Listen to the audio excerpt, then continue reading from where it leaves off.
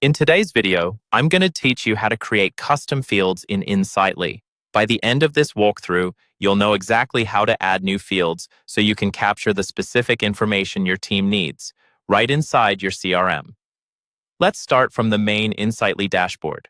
First, look to the top corner of your screen for your profile icon. This is usually where you access your account and system options. Click on that profile icon, and from the drop-down menu that appears, choose System Settings. This is the area where you manage how Insightly works behind the scenes, including objects, fields, and other configuration options. Once you're in System Settings, find and select the section called Objects and Fields. This is where Insightly organizes all the different record types, or objects, like contacts, organizations, opportunities, and so on. Here, you'll want to choose which object you want to customize. For example, if you want to store extra information about people, you might select Contacts. Click on the object that makes the most sense for the new information you want to track. After selecting your object, you'll see a number of configuration options for it. Look for the option called Object Fields and click on that. This page lists all the existing fields that already belong to that object, including standard fields that Insightly provides and any custom ones you may have set up before.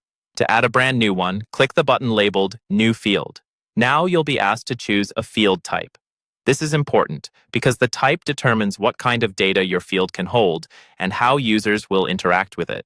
For example, you might choose a text field if you want people to type in short, free-form information like a nickname, or you might choose a drop-down field if you want to limit choices to a specific list of options, such as lead source or priority. Take a moment to think about how this field will be used day to day, then select the field type that best fits your needs and click. Next. On the next screen, you'll enter the field label.